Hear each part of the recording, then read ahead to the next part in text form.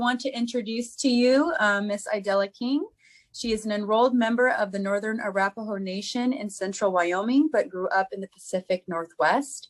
She currently works at the Healing Lodge of Seven Nations as an Indigenous educator.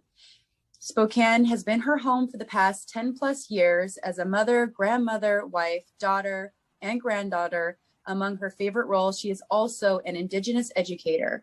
She currently holds a Bachelor's of Arts degree in Native American Studies from the University of Montana and Washington State Teacher Certification from Washington State University. In the last couple of years, Ms. King has been active in helping to raise awareness of the missing and murdered Indigenous women in this area. She is also a member of the Red Skirt Society, which is a local grassroots effort in response to an epidemic of missing and murdered Indigenous women throughout North America. So it is my honor and privilege to introduce a wonderful, amazing dear friend of mine as well, and our speaker for today on MMIW. And you can take it away, Ms. King. Thank you, Donnell. I really appreciate, and I'm completely honored to be asked to do this today. So I created a PowerPoint to kind of go with my talk today, because I want to make sure that I'm giving you all the information I need to present and be with you. I'm doing this during my lunch at work, and so I have a classroom next to me that's doing some poetry and stuff. I have a training kind of behind me for a lot of educators. I know our clinical staff, they're doing motivational interviewing. And then next to me, we have our expressive arts who's having a jam session next door. They have a studio. So I have a lot of different things going on. So please just know and that if I get a little distracted or I hear something, I'm trying to stay focused here. So thank you very much. I'm going to start sharing my screen again and play from the start.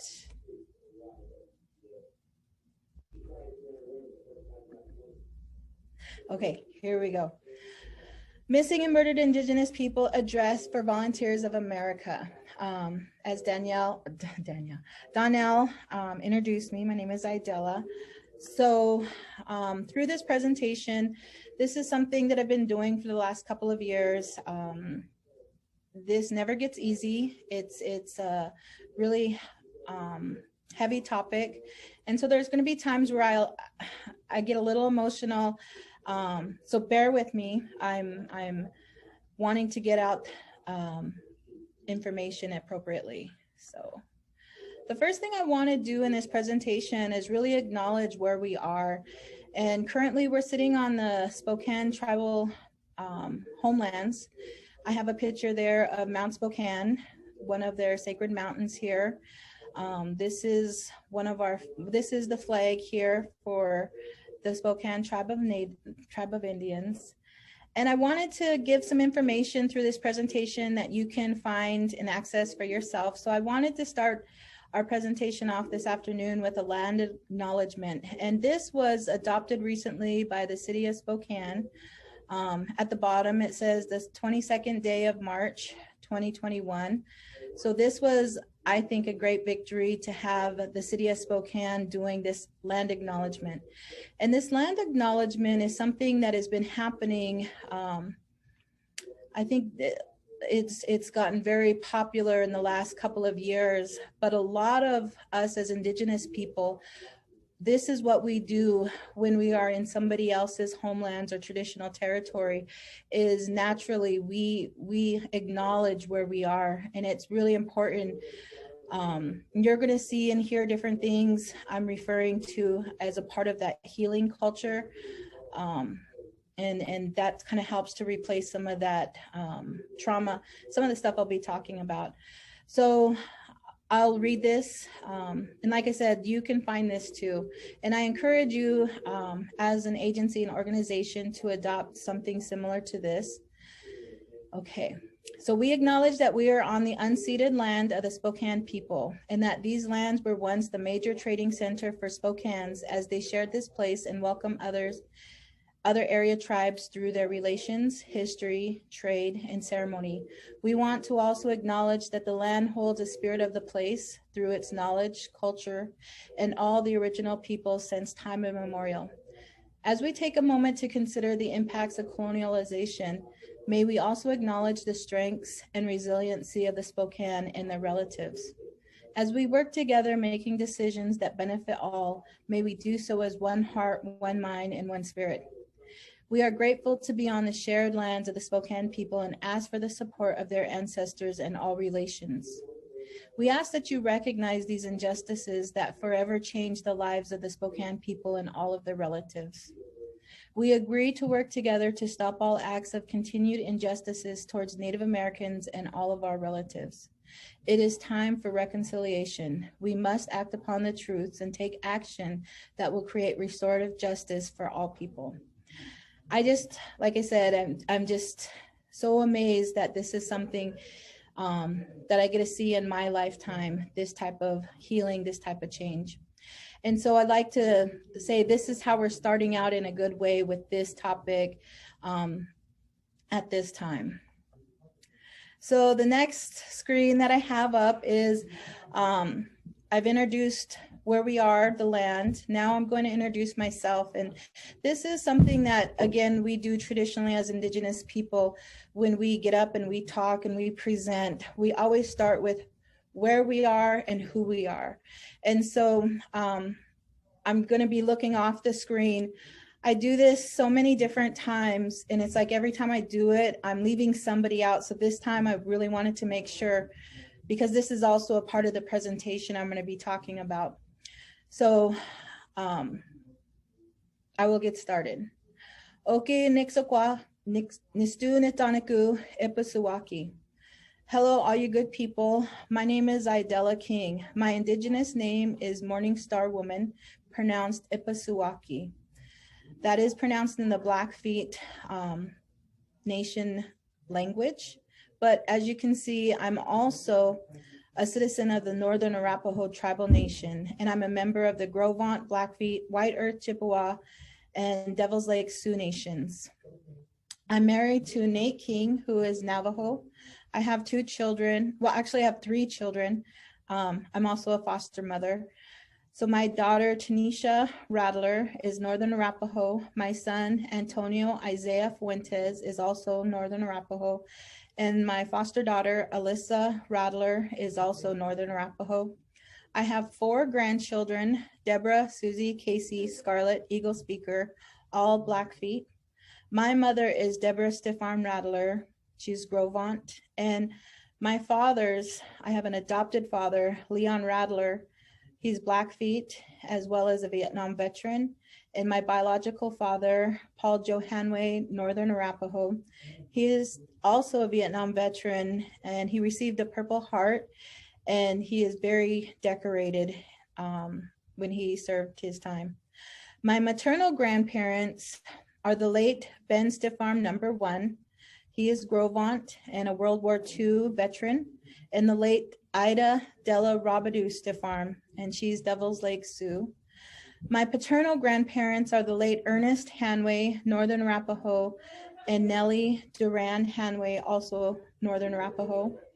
My maternal great-grandparents are Phoebe Bell Stiffarm, she's Gros-Ventre, and Alphonse Stiffarm Sr., he is Gros-Ventre as well.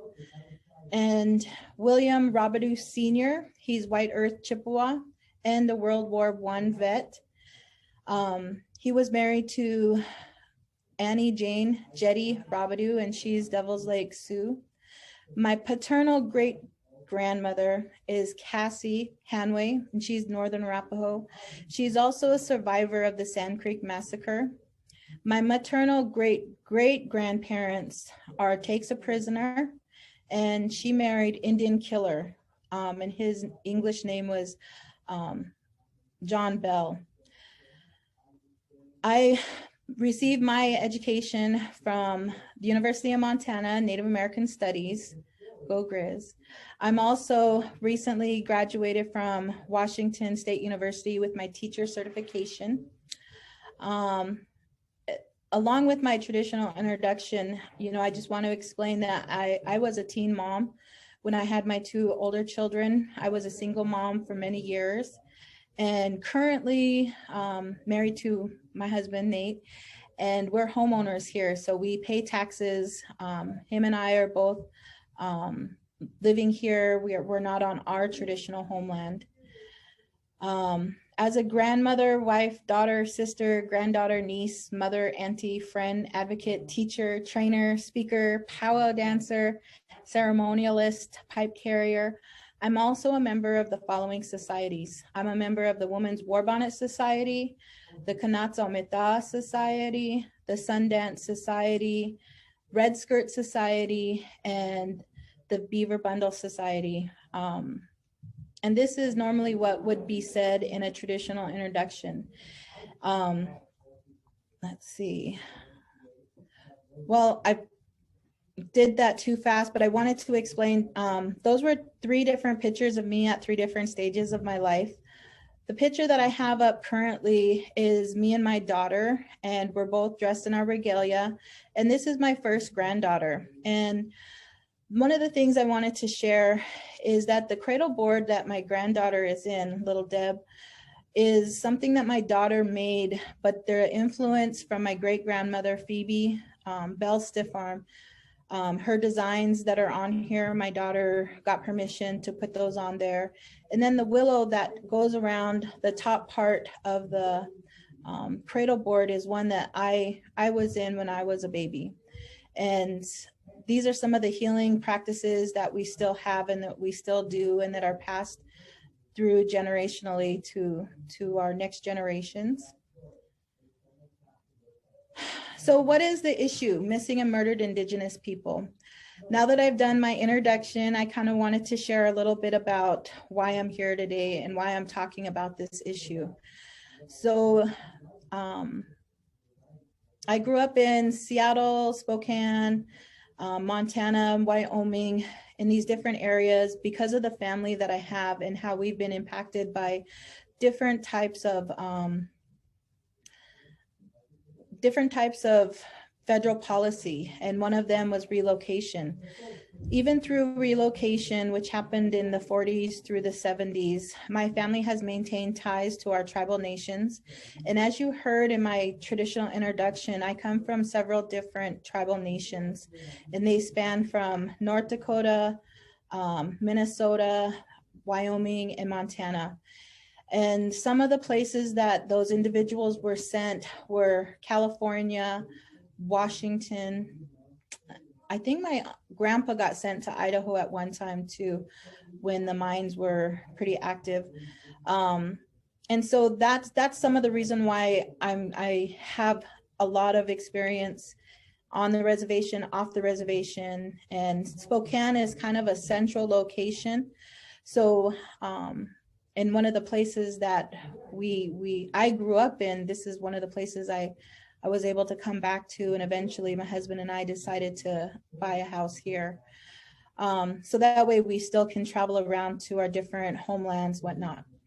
So in 2004, my younger sister, Josephine, was killed, and I was living in Missoula, attending University of Montana at the time with my 2 children, and my sister was living on the reservation. She had 3 children of her own, and as I stated before, I'm Northern Arapaho, but also a member of the Blackfeet tribe as a descendant. My sister, same kind of situation. Our enrollment is down in central Wyoming. The morning of Father's Day 2000, I'm pretty sure I said 2004, changed my life forever. Actually, that night before Father's Day is when I got a call about my sister, kind of found and brought into the hospital. Not a lot of information was left with her. What we later found out is that when she made it to the hospital, her blood temperature was really low. There wasn't a whole lot of information. Nobody gathered information to find out what happened to my sister. She ended up passing that night. I got a call in the middle of the night from my mom saying, my sister had passed, and it was really shocking. I had seen her less than 2 weeks before this happened. She came down to visit me. I actually had my grandmother staying at my house, and we were planning the next day to go to Billings, Montana. So my car was all packed.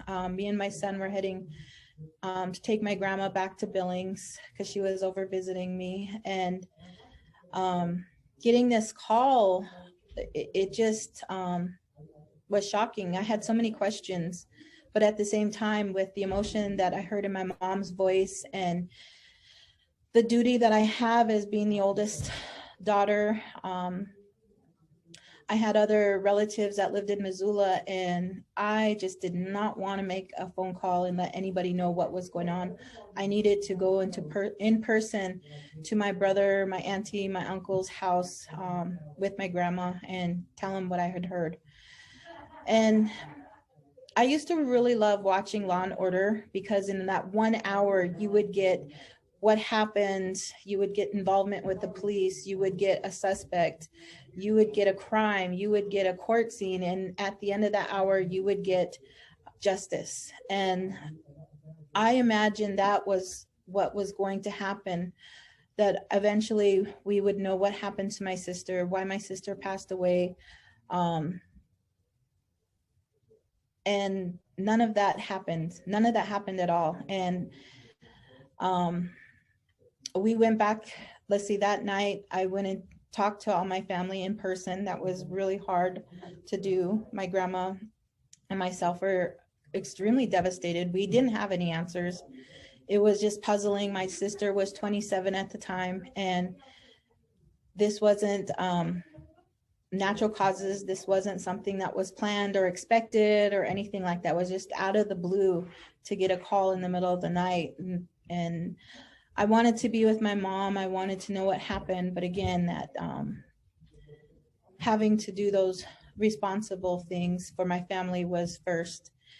So we ended up traveling back to Browning probably around 2 or 3 in the morning. Like I said, it was already packed and ready to go for a different reason. And my brother and myself headed back to Browning together from Missoula. And I just remember right before the sun came up, my brother pulled off to the side of the road, and we stood outside and we said a little prayer. We weren't sure what was going on, what to expect. And he just said, this is the very first time our sister's not going to be seeing this sunset.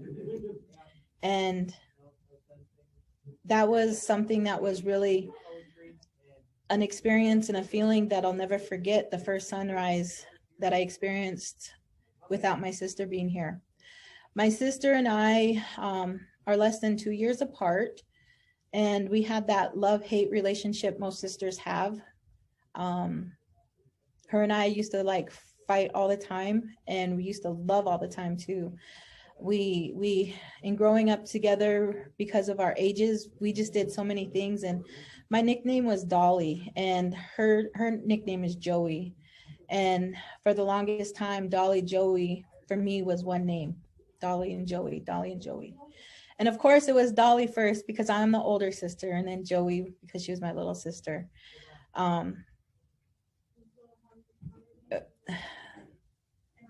Was this so shocking? It was really hard to think about this sunset, the sunrise, the very first sunrise without my sister, the sun coming up, and again, not having any answers. Well, we got back to our house in East Glacier, which is on the Blackfeet Reservation.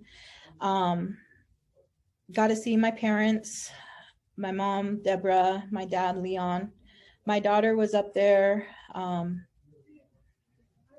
My grandma was with us. My son was with us. And I just remember that hug I gave my mom.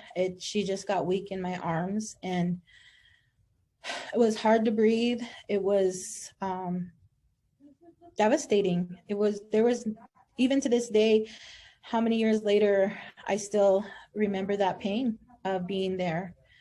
Asking once all the tears were wiped away, once we could catch our breath, once we could take a seat. Grandma and her age, we were keeping an eye on her too. this devastation was difficult. And she seemed so frail, but she was one of the strongest, toughest ladies I know. And I'll talk a little bit more about her story. But all of us together, it's like, what happened? What's going on? And they said, we don't know. In fact, they heard from a nurse's son came over to my parents' house, knocked on the door and said, hey, one of your daughters is down in the hospital. You need to give them a call. And they called and they said, we have your daughter down here and we're working on her. You need to get down right away. And so they did.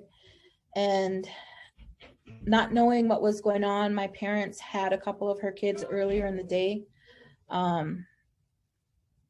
She talked earlier in the week about getting paid that day, talked about Father's Day, talked about the plans. Our family living over there, we were very active in outdoor stuff. We always were outside, planning picnics, going up into the mountains. We had some awesome animals that protected us. So we never had fears of being in the mountains. My sister loved to fish. She loved hiking. She could cook.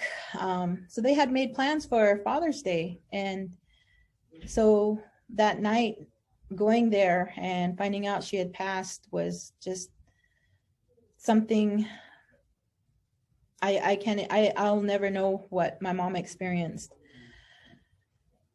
So not knowing really what happened, she just gave us what she knew, told us, and we wanted to get a little bit of rest. But that was impossible. I mean, this was my little sister and she was gone. And I wanted to get down to her house. I wanted to hold her little kids. I wanted to know more. And so we headed down to East Glacier, or to Browning from East Glacier, which is 12 miles. And I just kept imagining, getting to my sister's house and, talking to the police, talking to the BIA cops, talking to someone to find out if they figured out something more about her death. But when we pulled into her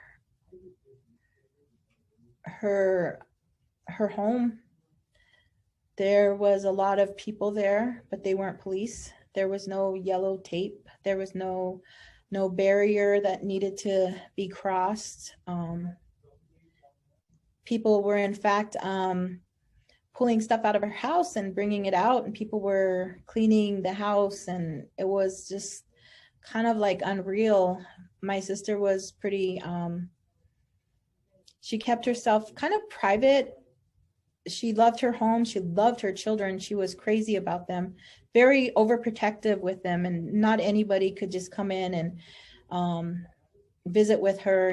She just made sure that they were taken care of, God, in a really loving way. And to see all these different people of her kids' dad's family there, I actually seen a box walking away with some of my stuff in it. As sisters, we would take each other's stuff, and then I'd go get it back and she would have it. She would take pictures, and, so there was a lot of my stuff mixed in there too. And so it was just kind of shocking, and there goes her big black boots. And so we get inside the house, and her kids' dad shows us, kind of their room and where he found her. And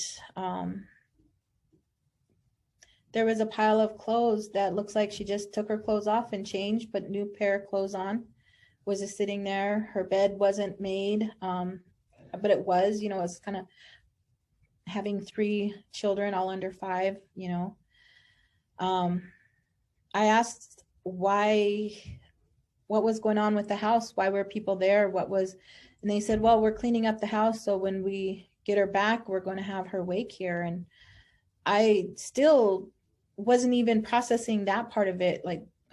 Why isn't there no police here? Why isn't anybody trying to figure out what happened? And it was almost well, we need to plan the funeral. And it's my sister, 27-year-old sister, is gone. There's got to be something. Somebody's got to have some questions or some answers, something that it was just shocking. And it would actually be 6 months would go by before anything or anyone took interest in my sister. A lot of what I heard after and later was jurisdiction issues. My sister was a member of the Northern Arapaho tribe, and we grew up in the Blackfeet Reservation. So some of those were things that I never even imagined would be a reason why nobody would take interest in what was going on or what happened. For a long time, her death was undetermined, and I don't understand or know why nothing happened. We ended up having a funeral for my sister. It took a while to get her body back from the crime lab in Missoula. That's where we send bodies. And I remember that they had to do an autopsy on her and, you know, bringing her back, preparing her. We had 4 days with her when she came back. And it was a beautiful, beautiful, amazing send-off that we had for my sister. I had my family from Northern Arapaho, from Seattle, from Spokane, and all these other places come to help put my sister at rest. And there was just always this, well, what happened? You know, and not being able to share what I knew or what I, you know, was difficult. It was hard. You know, you just have this vibrant, healthy young mother one day, and the next day you're burying her, and there's no, this is what happened. This is how it happened. Nothing. It was really hard. I mean, for myself and our family, we're really fortunate that we had the opportunity to bury my sister the way we did. It was amazing. And we laid her to rest up in right next to Glacier National Park, and it's a beautiful spot. Something that I think about too is when we put her up there, she was one of only maybe 1 or 2 other people that were there, and now that's a full cemetery. So with what happened with my sister, felt at the time that this was something unreal. Like I woke up in bizarro world. Like where was the investigation? Where was the answers? How do you move forward from something like that? The funeral that we had, the ceremonies that we had, preparing my sister for her journey, the painting of her face, the wrapping of her, all of those different things helped, but it never helped to resolve, to be able to move forward. And it took me a little while before I was able to get back steady on my own feet, to move forward. I've had to go through a lot of counseling and ceremonies to help myself. And at the time, my kids were pretty young. And so for a little while, they had me, who was pretty broken hearted about this whole situation, struggling, trying to figure it out, trying to stay in college at the time, you know, try and make things work for myself. And at the time I felt really alone. I felt like this, like, I can't believe that this happened, and who are the other people that this affected? And, you know, at the time, yeah, there was no social media. And I guess going through this process, you know, of other people who've lost their sisters, you know, taken by alcohol, drug overdoses, alcohol car wrecks, you know, different situations. But they don't talk about what they're going through. They don't talk about the pain. You hear everybody saying, you know, just call me if you need me. I'm there for you. I'm supporting you. And you have all of this support while you're going through that funeral. But afterwards, it's so lonely. It's so, you know, a lot of people, you almost feel like they don't want to walk up to you and talk to you because they're afraid they're going to trigger something. They're afraid that you're going to start crying, or they don't know how to handle emotion. That's what really made me feel like I was alone. But, you know, in talking with my grandma and talking with different family members, we've had a lot of people in our family personally that have been killed, murdered, missing. And it's like every generation, we have different family members who end up leaving so soon, so tragic. And so in that respect, that's the part that's hard, is that you're not alone. You have so many family members who have experienced this, not just in my family, but as Indigenous people.